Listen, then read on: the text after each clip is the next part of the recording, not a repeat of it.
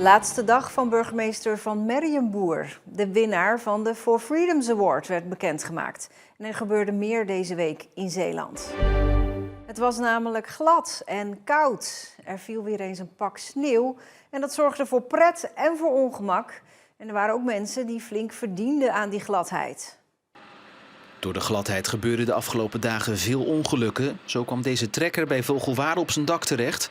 Belandde een auto in Kamperland in de sloot en gleed een vrachtwagen bij Koudekerke van de weg.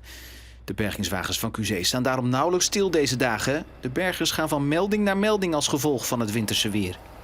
Dat zijn enorme drukke dagen voor ons op dit moment. De telefoon staat rood gloeiend en het is de ene na de andere melding. Gisteren zaten we op 107, dus ja, dat is best behoorlijk voor het Zeeuwse. Normaal gesproken hebben we een stuk minder auto's natuurlijk die in de sloot belanden. En ja, gisteren lagen zeg maar bosjes, we hadden er lagen er 3 naast elkaar. En al die ongelukken komen vooral door de sneeuw op de weg. Ja, het is natuurlijk moeilijk te zien waarop je rijdt op dit moment. Het is allemaal wit en als je naast de weg komt, de ondergrond is redelijk zacht. Dus ja, ze zakken gewoon weg en dan komen ze er niet meer uit. En heel veel auto's is ook gewoon een kwestie van eventjes lostrekken en even kijken of alles weer veilig is, dat ze op eigen kracht weer verder kunnen. En daarom hebben de bergers nog wel wat tips om te voorkomen dat je moet worden weggetakeld. Sowieso, als je niet de weg op moet, ga niet de weg op, want het is gewoon echt nog op heel veel plaatsen ontzettend glad. En goed je nuchtere verstand erbij gebruiken van ja, wat ben je aan het doen. En mocht je nou toch de weg op moeten, gebruik dan goede banden en pas je snelheid aan is het advies. Desondanks gaat het de afgelopen dagen toch vaak mis en dat betekent voor de bergers vooral... Ja, flink aanpoten. Iedereen doet goed zijn best. We hadden een paar jongens die waren vrij, maar die zijn toch opkomen dagen gewoon uit zichzelf. Want ja, dit zijn wel de dagen waar we het voor doen. Hoopt u dat deze kou nog een beetje verder aan blijft voor het werk? Ja, dat zeker, ja. Wat ons betreft mag dat nog wel even een paar dagen aanhouden, want dat zijn goede dagen voor ons dit. En ook de andere Zeeuwse bergingsbedrijven laten weten de afgelopen dagen veel meer meldingen te hebben gekregen dan gemiddeld. Het was echt niet alleen kommer en kwel. Door die vele sneeuw zagen sommige vervente wintersporters hun kans schoon, zoals hier in Middelburg. En als je geen slee hebt, kan een wasmand er ook prima voor door. Ligt nog lekkerder ook dan de houten variant. Lekker glijden dus door de straten. Minder fijn dat glijden als je in de auto zit. Bussen reden de hele dag niet en de treinen reden zeer onvoorspelbaar vanwege wisselstoringen en ander ongemak. Dus veel alternatieven voor de auto waren er niet als je toch de weg op moest. En daarom was het ook druk bij de garages, waar veel mensen nog even last-minute winterbanden wilden regelen. Het is heel druk, heel druk. De telefoon staat rood gloeiend. Iedereen wil nu alsnog zijn winterbanden eronder. Dus we doen wat we kunnen en proberen zoveel mogelijk mensen te helpen. En hoeveel banden wissel je dan eigenlijk op zo'n dag? Ja, we kunnen 20 auto's wel wisselen hier zo. Dus dat gaat 20 auto's per dag. Ja, dat gaat echt wel hard eigenlijk. Thuis blijven en thuis werken was het dringende advies. Maar ja, dat gaat niet als je thuiszorgmedewerker bent. Zij probeerden iedereen te helpen, maar door de langere reistijden ging alleen de meest noodzakelijke zorg door. We merken wel heel erg dat het allemaal een stukje langzamer gaat dan normaal. Sommige mensen die hebben toch af moeten zeggen, gewoon een dagje zonder steunkousen, dat kan best. Ook gewoon een stuk voor onze eigen veiligheid. En sommigen kwamen ook uit zichzelf van je hoeft niet te komen vandaag. Dus dat is wel heel fijn. Het is nu nog wel te overzien. Stel, dit gaat nog dagen voortduren, wordt het dan wel een groter probleem? Ik hoop het niet. Als ze gewoon goed blijven strooien en de weg een beetje schoonhouden, dan moet het wel lukken, denk ik. Terug naar de sneeuwpret, want die was er door gesloten scholen ook voor veel mensen. De een bouwde een sneeuwpop, de ander haalde de slee van zolder. Maar een enkeling gooide zijn skis in de achterbak om een paar rondjes te langlaufen. Daar gaan ze dan. Muts op, skis aan, nog een stukje wandelen naar de baan en weg zijn ze. De laatste jaren is er wat minder sneeuw, dus als er dan sneeuw ligt, dan pakken we het vandaag. Hij heeft 's ochtends vroeg een parcours uitgezet. Een rondje op de atletiekbaan waarbij de tribune fungeert als helling en als afdaling. Je moet er maar zin in hebben. Sommige mensen denken van wintersport is allemaal zo koud. Ik heb het eigenlijk nooit zo koud gehad. Beetje je vingertoppen, maar als je in beweging bent, dan word je warm. De atletiekbaan is voor hem de ideale plek om zijn sport uit te oefenen. Hier wordt niet gestrooid en geveegd, dus er blijft altijd sneeuw liggen. En zo zoekt iedereen een manier om optimaal gebruik te maken van de gevallen sneeuw. Voor deze kinderen was de ideale plek voor vandaag deze heuvel in Middelburg. Vind je het leuk? Ja. Wat vind je er dan zo leuk aan? Omdat we zo hard gaan. En dan waren ze ook nog eens vrij van school. Toch? Ja, nou nee, het was een beetje te glad, dus we konden niet naar school. Maar je komt wel naar hier. Ja. En zo bleef het nog lang onrustig. Zowel in het Amaliapark als op de atletiekbaan. Het overige nieuws dan. Voor het eerst in de geschiedenis van de Westerschelde-tunnel telden ze 10 miljoen passages. Hoogstwaarschijnlijk te danken aan de gratis tunnel. Maar opvallend is dat het vrachtverkeer dat nog wel moet betalen ook toenam met 10%. Wij hebben nu een totale stijging van 16%. Dus dat is best fors. Maar of het helemaal van tolvrij vandaan komt, dat weten we niet helemaal zeker. Want we hebben ook echt 10% stijging van vrachtverkeer. Dat is wel opvallend. Dat is inderdaad vrij veel. Is dat ook te verklaren? Het is lastig of dat echt wel of niet te verklaren is. We weten wel dat er veel werkzaamheden in België zijn. Dus dat zou wel de toename kunnen verklaren. Maar dat weten we nog niet zeker. De grootste toename van verkeer is te zien in het weekend. De weekenden zijn fors gestegen. Die zijn met ruim 20% gestegen. Dus die zien wij inderdaad ook. Ja. Iemand die bijna dagelijks door de tunnel rijdt is Marjan Christiaans uit Terneuzen. Ze werkt in Goes en heeft daar ook nog familie wonen. Tolvrij rijden door de tunnel betekent veel voor haar. Ik moet nog eens door de tunnel heen om ergens te komen. En dat voelt toch wel heel veel fijner dan dat je steeds moet betalen. Dus ja, veel vrijheid eigenlijk. Is dat ook speciaal omdat je in Zuid-Vlaanderen woont? Ja.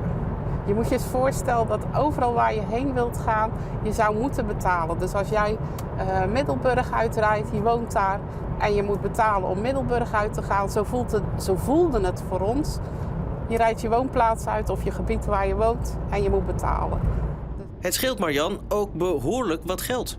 Nou, ik denk dat wij wel voorheen €60 ongeveer kwijt waren per maand om door de tunnel te gaan. En het tolvrij heeft ook wel gemaakt dat we makkelijker nu naar de overkant gaan. Ik ben er heel erg blij mee. Op het Tolplein zijn de rijbanen 1 tot en met 3 tolvrij en bedoeld voor automobilisten en verkeer lager dan 3 meter. De banen 4, 6 en 7 zijn bestemd voor vrachtwagens en verkeer hoger dan 3 meter. Rijbaan 5 is voor de motoren. Wij gaan 2 tolhuisjes verwijderen. Deze staan in de Lanen 5, die op dit moment voor motorrijlanen bedoeld zijn. En die hebben geen huisje meer nodig. En dit geven de vrachtwagens die door de Lanen 4 rijden wat meer ruimte. Want zoals je ook kan zien bij de huisjes is er best wel veel schade gereden door vrachtwagens aan de achterkant van deze huisjes. En Marjan, die rijdt elke keer weer met plezier gratis door de tunnel. Ik vind het heerlijk dat dat piepje niet meer gaat van die T-Tech en dat die gewoon open gaat. Super. Dinsdag was de laatste werkdag van Erik van Merrienboer als burgemeester van Terneuzen. De niet verleende vergunning voor een nieuw AZC was de aanleiding voor hem om te stoppen. Raadsleden zouden bij hun besluit volgens Van Merrienboer onder druk zijn gezet. Nog 1 dag en dan is Erik van Merrienboer geen burgemeester meer van Terneuzen. Best een emotioneel moment. Vandaag nog een mooie nieuwjaarsbijeenkomst, waarbij ik veel Terneuzenaren ook de hand hoop te schudden. En dat zal ook wel een beetje emotie geven, want dat betekent inderdaad een van de laatste dingen die ik doe. Van Merrienboer stapt op omdat zowel de gemeenteraad als het college in november besloten geen vergunning te verlenen voor een asielzoekerscentrum aan de Handelspoort. Dat was een ingewikkelde afweging en tegelijkertijd, ja, je bent bestuurder, dus je moet ook keuzes maken en dat hebben we gedaan. De burgemeester liet het vorig jaar bij een schriftelijke verklaring om zijn vertrek uit te leggen. Nu reageert hij voor het eerst ook op tv. Er was toen sprake dat mensen onder druk zouden zijn gezet. U heeft dat ook gezegd in uw verklaring toen. Anderzijds uit dat onderzoek van de commissaris van de Koning, Hugo de Jonge, bleek dat die druk er eigenlijk niet was. Nou, dat vind ik een beetje een vreemde vraag die je nu stelt. Dus ik weet niet of ik hier ook verder op wil ingaan. Maar dat zijn toch gewoon de feiten? Want u heeft gezegd toen van ja, die druk is er geweest. Uit dat onderzoek blijkt dan dat die druk er niet is. Dan kun je je toch afvragen, stapt meneer Van Merrienboer eigenlijk wel terecht op. Ik heb een verklaring afgegeven met een aantal redenen waarom ik stop. Daar een van de elementen die daar is de vraag inderdaad of de besluitvorming in Terneuzen op de goede manier heeft plaatsgevonden. En ja, u heeft het nu over een onderzoek van de commissaris. Volgens mij heeft de commissaris een gesprek gevoerd naar aanleiding van die signalen. Maar de conclusie was wel van, het valt wel mee met die druk. Nee, dat zijn uw woorden. Dat deel ik niet. Er komt ook nog een evaluatie van het proces. Dus u vindt nog steeds dat u terecht toen de stekker eruit heeft getrokken? Ik heb een afweging gemaakt, dat is mijn persoonlijke afweging. Daar is dit één van de onderdelen van die afweging. Die andere die staan keurig verwoord in de verklaring die ik heb gegeven, waar ik ook altijd naar verwezen heb. En dat is de optelsom. Van Merrienboer staat nog steeds achter zijn besluit. Wat de burgemeester na dinsdag gaat doen, weet hij nog niet. President Zelensky en het Oekraïense volk krijgen dit jaar de For Freedoms Award. Als uiting van diepe bewondering voor hun doorzettingsvermogen en veerkracht. Aldus de Roosevelt Foundation, die de prijs elk jaar toekent. Ze bieden nu al bijna 4 jaar weerstand tegen de Russen. Die verschrikkelijke oorlog die 4 jaar geleden is gestart. En hun moed en hun standvastigheid en hun vastberadenheid om die vrijheid niet prijs te geven, maar voor die vrijheid te strijden. Ja, dat is voor ons de reden geweest om die award toe te kennen. De uitreiking is in Middelburg op 16 april. Onduidelijk is nog of Zelensky de prijs ook daadwerkelijk zelf in ontvangst zal nemen. Na een hack bij de 3 samenwerkende middelbare scholen in Zeeuws-Vlaanderen zijn de e-mailaccounts van 2 leerlingen misbruikt voor het versturen van phishing-mails. Van nog eens 12 andere accounts zijn de wachtwoorden buitgemaakt. Er zijn geen aanwijzingen dat er ook leerlingendossiers zijn buitgemaakt. De scholen waarschuwen voor mogelijk verdachte berichten zoals deze, omdat de hackers wel toegang hadden tot de adresboeken van de accounts. Het geboortehuis van Annie M.G. Schmid in Capelle opnieuw tot leven brengen. Dat is het ultieme doel van Hendrik Flikweert uit het dorp. Ze heeft grote plannen met het huis, maar daarvoor moet ze het pand wel eerst kopen. En daarom is ze met een inzamelingsactie gestart. Het streefbedrag 5,5 ton. Het geboortehuis van Annie M.G. Schmid ziet er momenteel zo uit. Maar als het aan haar ligt, komt daar snel verandering in. Het moet een sociale ontmoetingsplek worden, waar ook van alles te bewonderen is over Annie M.G. Schmid. Er is gewoon enorm veel draagvlak. En niet alleen binnen Capelle, maar ook gewoon in heel de provincie. En dat is gewoon heel hartverwarmend om door te zetten. Haar plan krijgt al veel steun van bekende Nederlanders, als Freek de Jonge, Jan-Peter Balkenende en Katinka Polderman. Maar om alles voor elkaar te krijgen, moet ze wel eerst het pand kopen. En daarom vraagt ze ruim €500.000. Zeker veel geld. En dat realiseren wij ons ook heel goed. Maar Annie is wel van ons allemaal, dus we willen het wel proberen. En als het lukt, ligt er al het een en ander in het verschiet. Zo is de piano van Harry Bannink, waarmee Schmid meerdere musicals schreef, al geschonken. Die staat in Amsterdam te wachten. En als het een succes is, dan wordt die vanuit Amsterdam naar hier vervoerd. Op zaterdag 17 januari komt de inzamelingsactie online en zal duidelijk worden of er genoeg geld wordt opgebracht. Een klein wormpje kan wel eens een belangrijke rol gaan spelen bij de verdediging van de Zeeuwse kust. Dan heb ik het over de schelpkokerworm. Volgens onderzoekers van de Universiteit van Wageningen kan het beestje ervoor zorgen dat er veel minder zand wegspoelt dan nu het geval is. Het is een worm die bouwt een kokertje van schelpstukjes, maar ook van zandkorreltjes. En daarmee gaat hij zich in het sediment en kan hij zichzelf beschermen. Daarnaast kan de koker eventueel ook een positieve bijdrage leveren aan de bescherming van de kust. Schelpkokerwormen, als ze met hele hoge hoeveelheden op een kleine plek zitten, dan kunnen ze makkelijk al het zand bij zich houden. En daar eigenlijk dus het zand op één plek houden en dus verstevigen. Ze kunnen het zand dus wat beter vasthouden?